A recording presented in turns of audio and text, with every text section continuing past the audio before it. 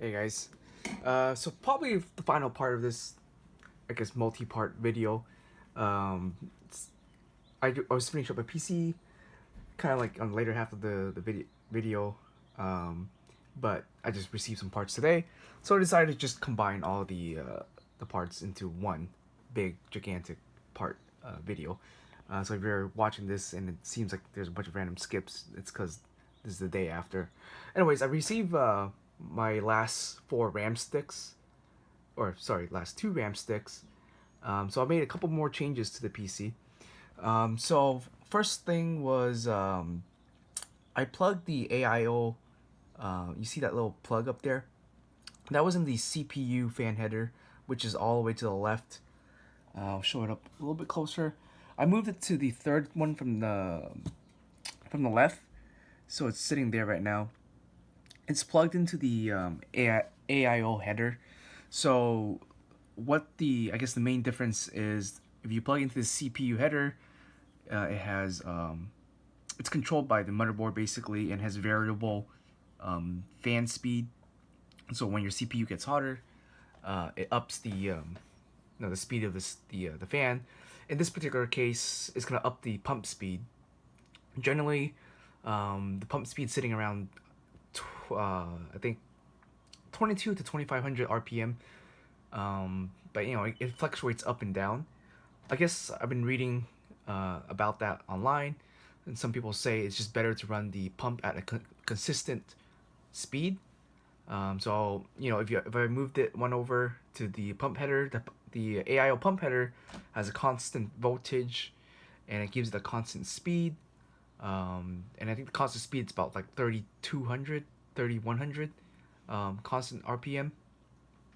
So that's supposed to help the pump uh, last longer because it's not changing its speed. It's just a consistent speed, and I guess it's just get the water in the radiator constantly moving. So that's why I decided to do. I moved it one over. Now with the RAM, I installed the fourth stick of RAM, turned on XMP, and I've been troubleshooting my PC all morning. Because it keeps crashing when I open up Chrome. It crashed when I did something small, like it freeze the screen and crashed. You know, all that sort of thing. So sort of another tip for this is like I know I talked about it before where DDR4 or DDR5 is pretty unstable, especially right now. It's sort of hasn't matured, and so a lot of Intel and AMD stuff when you put in the fourth, I guess when you run rank 2 DDR4, or sorry, DDR5, it has some stability issues. The way I was kind of trying to troubleshoot it was trying making sure the RAM sticks weren't the issue, so I put two in at a time, just to test that they were running. They were fine. Turn off XMP. They ran fine with XMP off, so um, I narrowed it down to it being an XMP issue. So I turned on XMP. I tried both profile 1, profile 2. Had the same issue. It crashed. So I tried to update my BIOS, flashing my BIOS, and then still had the same issue. So what I noticed when I was looking at it, when I turned on XMP, I looked at the voltage. I guess the voltage was pretty low. It was sitting at 1.2 voltage for the DRAM and the 2D RAM settings.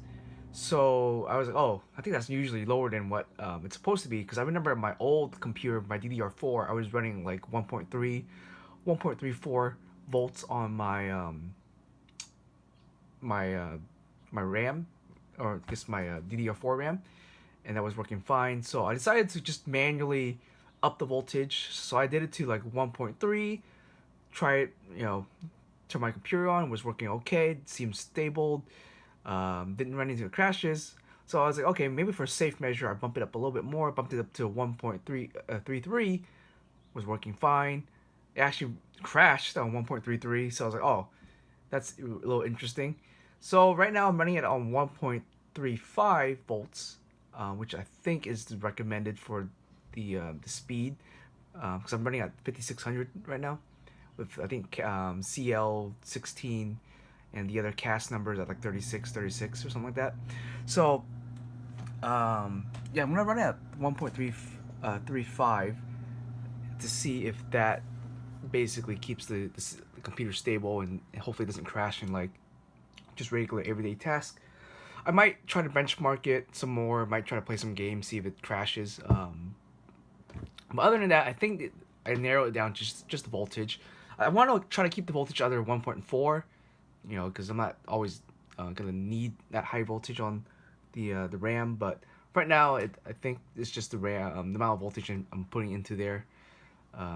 Needs to be around 1.35, 1.36 maybe, and then from there, I'll test the PC to make sure it's stable.